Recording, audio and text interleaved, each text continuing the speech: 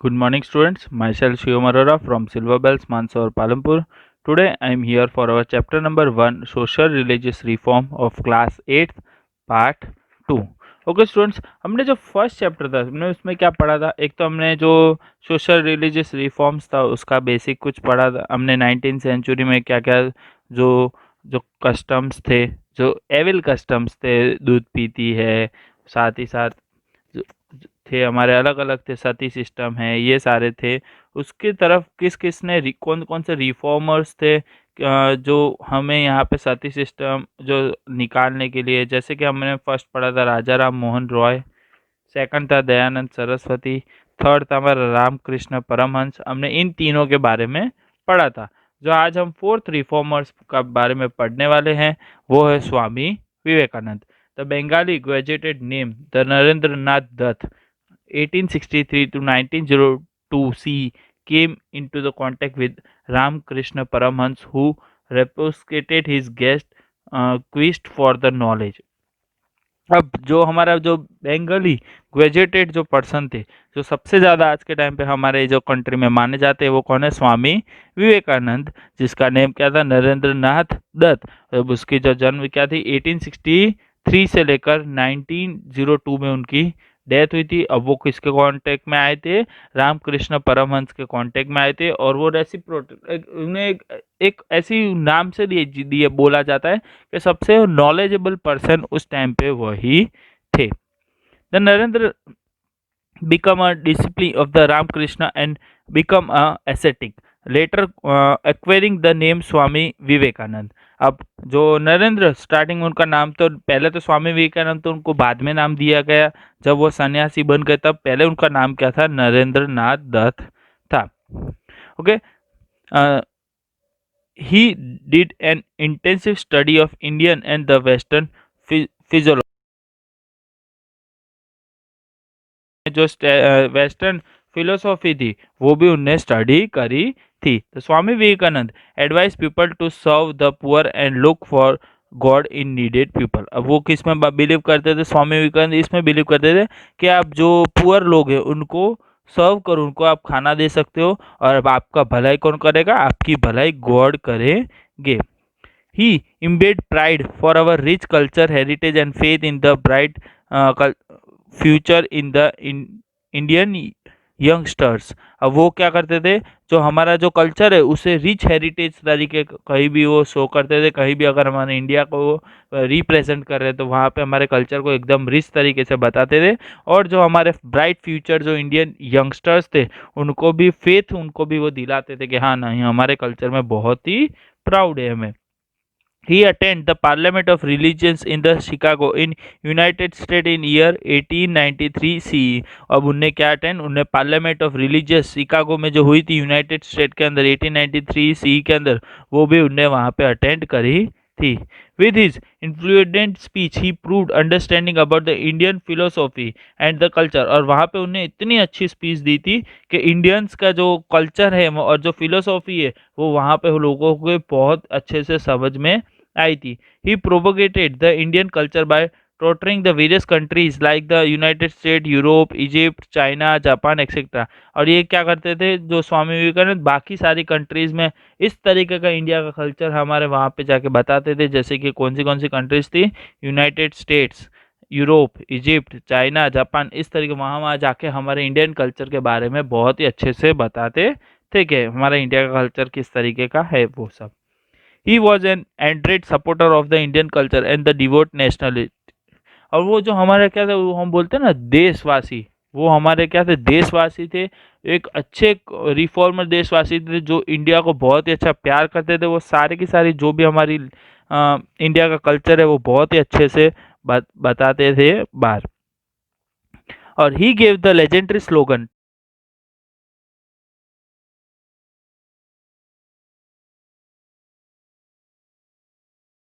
Arise awake and stop not still the goal is achieved. उनने ये slogan दिया है कि उठो, जागो, और जब तक आपका गोल कंप्लीट ना हो तब तक उसके पीछे भागो। आपका गोल कभी ना कभी तो कंप्लीट होगा स्टूडेंट्स, और जब तक गोल कंप्लीट ना हो तब तक उसे अचीव करने का ट्राई करो। ये स्लोगन हमारे इंडियंस को उसने स्वामी विवेकानंद ने दिया था।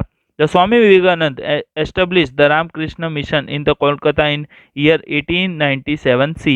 अब स्वामी विवेकानंद एस्टेब्लिश उन्होंने क्या करा था, रामकृष्ण मिशन एस्टेब्लिश किया था इन द ईयर 1897 के अंदर, in the name of his गुरु ने, जो उनके गुरु थे रामकृष्ण परमहंस, उनके नाम पे ही उसने ने दिया था।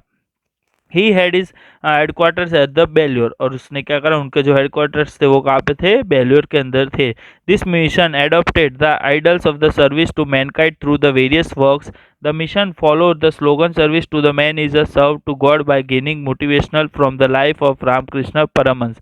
और उनका एक क्या था, एक ही मिशन था कि हाँ, भूखे लोग होते हैं उनको खिलाना चाहिए, उन्हें अच्छे से रखना चाहिए, और उसका जो फल है हमें वो भगवान बहुत अच्छे से हमें देगा। उससे क्या होता है, लोगों को मोटिवेशन भी मिलती थी लाइफ के लिए।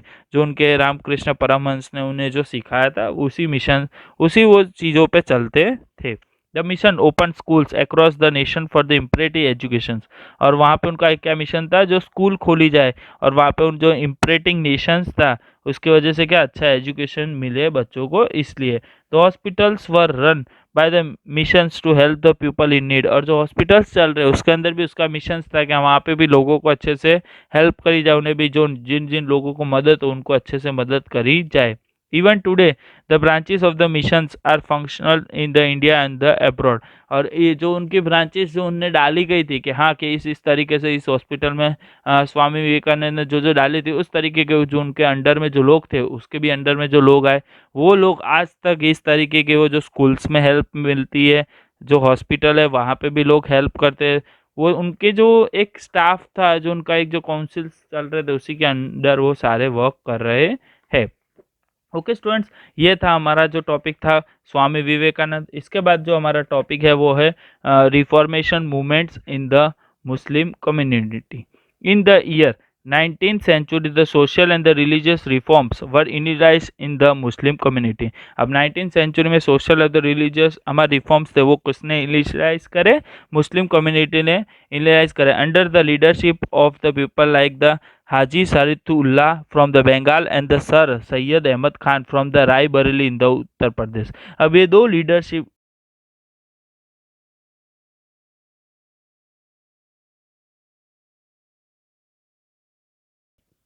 they were motivated by the preachings to the religious leader the Shaulit of the Delhi। और वो बहुत क्या करते थे, दोनों लीडर्स मोटिवेट करते थे दूसरे लोगों को, प्रीचिंग करते थे हमारे जो रिलीजियस थे उसके अंडर में।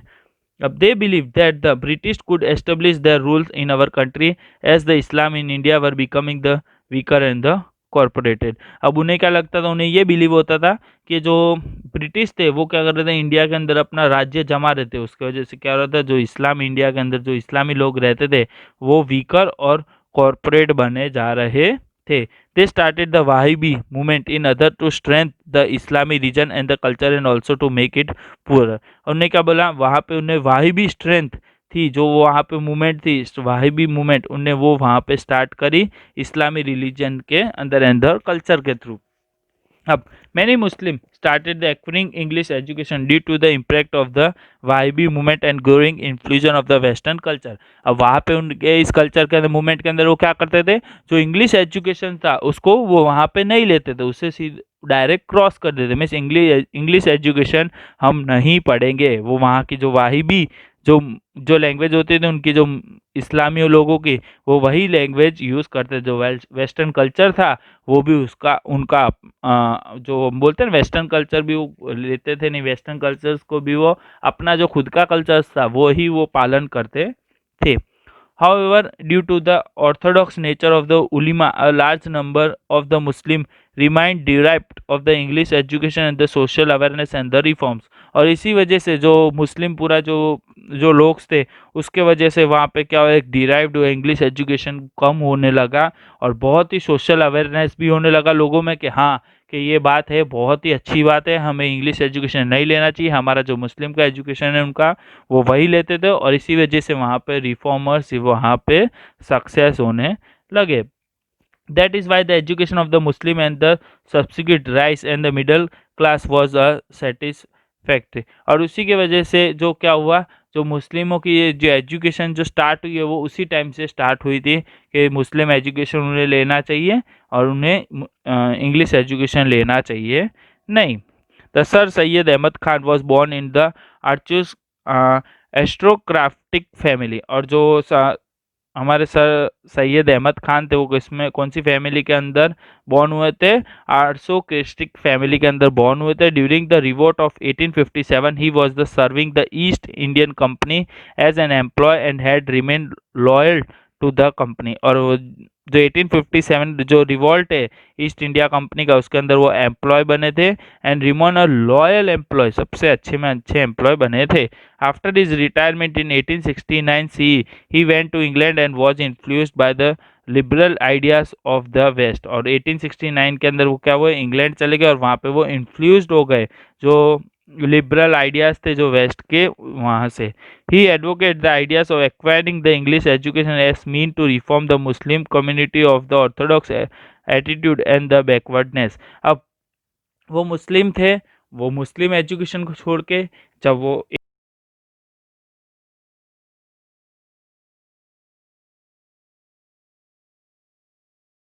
मुस्लिम कम्युनिटी के छोड़ के उन्हें जो हमारा वेस्टर्न कल्चर था उसके अंदर उनने ली।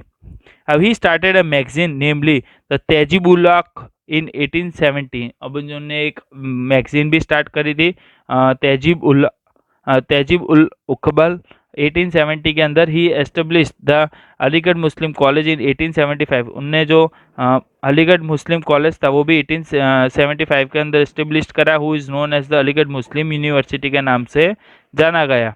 ही translated the book of English literature and the science in Urdu language. और उसने क्या करा, जो इंग्लिश लिटरेचर और जो साइंस की बुक्स थी उनने वो भी उर्दू लैंग्वेज के अंदर ट्रांसलेट करने लगे। And try to make the Muslim familiar with the branches of knowledge from the West. और वो इस तरीके की ब्रांचेस कर रहे थे, जो मुस्लिम के जो स्टडीज चल रही थी उसे आगे चलाने के लिए वो एक ब्रांच नहीं अपने हिसाब से बन रहे थे। He oppose the veil system and the child marriage and the advocate education for the girls and the widow remarriage. और वो किसके अपोज करने के, जो वेल सिस्टम था, मीन्स जो बुरखा प्रथा थी जो उनकी थी, वो जो चाइल्ड मैरिज था उनका, वो the advocated education for girls and the widow remarriage, ये सारी चीज़ों के लिए वो अपोज करने लगे थे। ओके स्टूडेंट्स, इसके बाद ये टॉपिक था हमारा reformation movement in the Muslim community. इसके बाद जो हमारा टॉपिक है वो है Sikh community. The reformers of the 19th century also influence the Sikh community. अब जो 19th सेंचुरी थी उससे भी इन्फ्लुएंस सिख कम्युनिटी का हुआ। The Shiromani the Gurdwara the Parbandhak committee was form with an objective to recognize the religious practice and the remove the evil practice from the गुरुद्वारास। अब वहाँ पे जो गुरुद्वारा में जो एविल प्रैक्टिस होती थी वो सारी चीज़ें भी वहाँ से गुरुद्वारा में से हटने लगी स्टूडेंट्स। तो spread the English education along with the religious education to the Sikhs, Khalsa college is the Amritsar was established along with the many other schools। अब वहाँ पे खालसा स्कूल्स थी और बहुत अलग अलग जो स्कूल्स थी वहाँ पे जो सिख एजुकेशन उन्हें भी मिलने लग।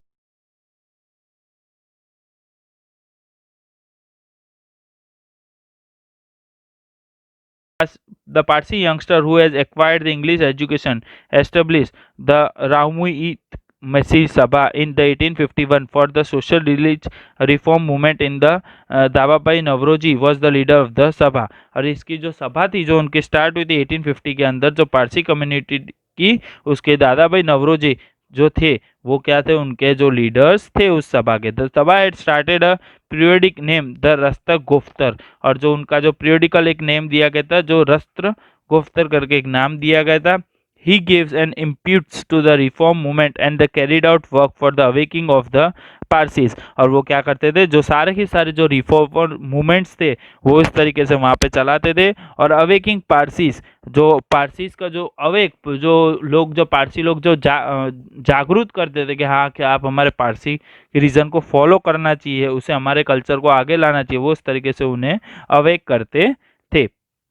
The K R Cama and the Behramji Mulberry also contribute in the social religious reforms and the Kama laid the emphasis on the। अब जो दो नाम यहाँ पे बताए गए हैं, K R Cama and the Behramji Malabari, ये इन दोनों ने क्या करा था, सोशल रिलीजियस रिफॉर्म में ही अपना बहुत अच्छा रिफॉर्म्स दिया गया था। The Cama laid emphasis on the propagation of education, और जो कामा थे उनने क्या करा था, अपने एजुकेशन, जो उनकी जो एजुकेशन थी उसके ऊपर उन्हें भार दिया गया था। और जो Malabari emphasise on the women empowerment, और जो मेलबरी थे उन्हें क्या करा था, वुमेन एम्पावरमेंट पे भी उनने वहाँ पे रिफॉर्मर्स की तरह अपोज किया था। They oppose child marriage and they encourage widow remarriage, और उनने क्या करा था, जो चाइल्ड रीमैरिज और द एनकरेज विडो रीमैरिज होते थे उसके ऊपर उनने अपोज किया था। Due to the effort of the Malabari and the government pass a law fixing the minimum age for the marriage in the 1891। और इसी तरीके से क्या हुआ, जब ये मलबरी ने सारा जो अपोज किया उसकी वजह से गवर्नमेंट ने क्या करा, एक लॉ पास कर दिया जो हमारे मैरिज का फिक्स था। जैसे मीन्स 18 ईयर में जो लड़की शादी कर सकती है और लड़का 21 ईयर में, तो वैसे उस टाइम पे वो रूल बन गया था 1891 सीई से।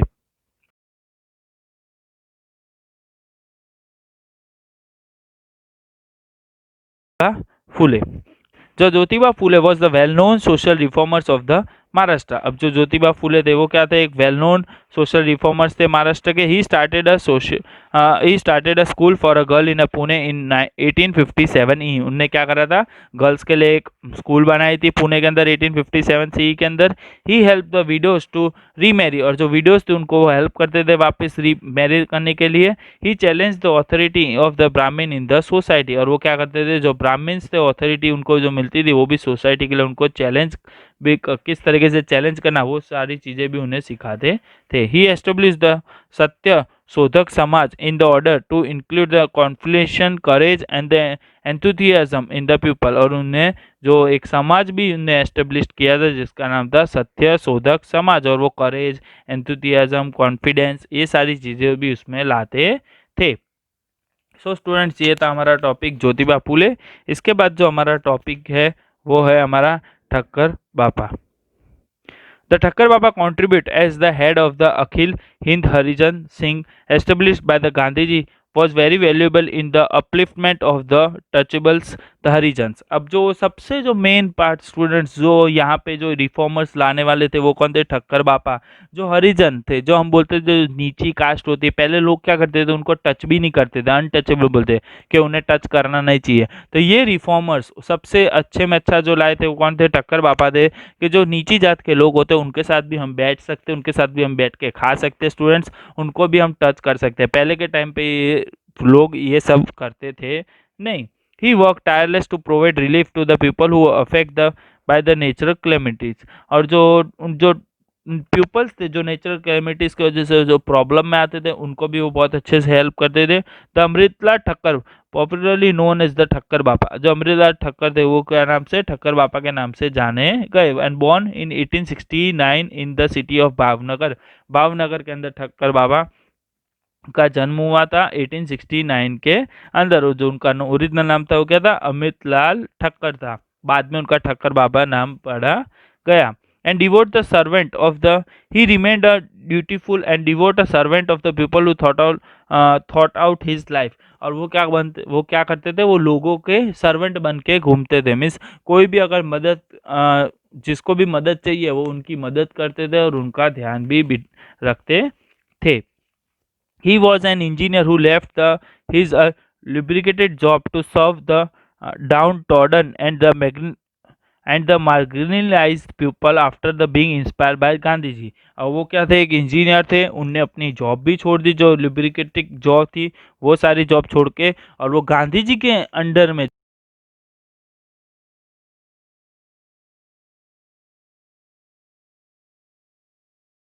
कर दी थी। The Thakkar Baba established the Panchmahal Bhil Seva Mandal and tried to reform the Indian of the Bhils who inhabited the deep forest and the hilly areas of the Panchal Mahal reason. और जो ठक्कर बाबा थे उनने क्या करा था, उनने पंचमहल भील सेवा मंडल एक स्टार्ट करा गया था जिसके अंदर जो रिफॉर्मर्स थे, जो भील लोग थे, जो अपने बोलते जो जंगल एरिया में रहते, जो आदिवासी टाइप एरिया के लोग होते हैं ना स्टूडेंट्स, उसे बोलते हैं हम, वो डीप फॉरेस्ट में रहते थे, हिली एरियाज में, पंचमहल रीजन के अंदर रहते थे। वहाँ से लोगों को वहाँ से थोड़ा इम्प्रूव होने लगा, थोड़ा उनको भी कुछ सिखाया गया। तो उसकी वजह से क्या, Thakkar Bapa and his follower freed the Bhils from the addiction of the alcohol and the other evil customs and the superstitions. और जो वहाँ पे जो लोग क्या करते थे, एल्कोहल है, एविल कस्टम्स है, वो सारी चीज़ों से, सुपरस्टिशन है, ये सारी चीज़ों से उन्हें बाहर लाया और उन्हें जागरूक करके जो अच्छी अच्छी चीज़ें थी उन्हें वो सिखाई गई। He open the school for the Bhil childrens, और उनने क्या करा, भील चिल्ड्रंस के लिए भी उनने स्कूल ओपन करी वहाँ पे। He taught them how to operate a spinning wheel to produce a khadi and involve them in a small cottage industries. अब उनने वहाँ पे क्या करा, अब भील लोग थे, उनको तो वहाँ पे कुछ आता नहीं था, स्टूडेंट्स वो पढ़े हुए नहीं थे, तो उनने एक वहाँ पे लोगों को क्या सिखाया, जो स्पिनिंग व्हील्स था, जो खादी प्रोड्यूस करता था, जो गांधी जी के टाइम पे आपने देखा होगा कि उनके पास जो व्हील होता था, उस तरीके का व्हील उनको उनको सिखाया गया है कि हाँ आप इस तरीके से खादी प्रोड्यूस कर सकते हो। और साथ ही साथ जो स्मॉल कॉटेज इंडस्ट्रीज होती है वहाँ पे भी उनको कुछ ना कुछ मनी कमा सके उनके लिए वैसा कुछ कर दिया था, रास्ता दे दिया था उन्हें। As the time passed, awakening and the nationalism spread among the people were connected them better with the freedom movement। और जैसे जैसे टाइम पास होता गया तो लोग उनके साथ जुड़ते गए, बहुत सारे लोग उनके साथ काम करते गए। साथ ही साथ गांधी जी के इंस्पिरेशन उनको मिली हुई थी, तो वो क्या करते थे, लोगों को जागरूक करते थे, और साथ ही साथ लोगों से कनेक्ट होकर उन्हें एक अच्छे से फ्रीडम मूवमेंट भी उनको मिलने लगा था। Gandhi ji emphasis upon the removal of the untouchability improve the condition of the people from the backward classes। और वहाँ गांधी जी ने भी एम्प्रीज वहाँ पे भी बोला कि हमें भी इनके जो अनटचेबल जो ये चलता था मूवमेंट जो पहले से, कि अनटचेबिलिटी इम्प्रूव्ड, और इससे भी अनटचेबिलिटी गांधी जी ने भी उसमें थोड़ा उनका साथ दिया, लोगों को बैकवर्ड क्लासेस के, जो बैकवर्ड क्लास के जो लोग होते थे, मैंने बोला ना जो आपको नीची जाति के लोग जो मानते थे कि इनके घर नहीं खाना चाहिए, इनके घर नहीं पानी पीना चाहिए, उनके साथ रहना चाहिए। अब आज के टाइम पे लोग सब ये सब कुछ मानते हैं नहीं स्टूडेंट्स, सब एक दूसरे के साथ मिलकर रहते हैं, और हमें इससे हमें ये सीख मिलता है कि हमें एक साथ रहना चाहिए। ओके स्टूडेंट्स, ये हमारा चैप्टर था द सोशो रिलीजियस रिफॉर्म्स। अब जो मैं आपको पीडीएफ भेजूंगा स्टूडेंट्स, आपको वो अपनी नोटबुक में लिख देनी है। यहाँ पे हमारा चैप्टर फिनिश होता है। ओके स्टूडेंट्स, आप याद से अपनी नोटबुक में पीडीएफ लिख देना। Okay, thank you.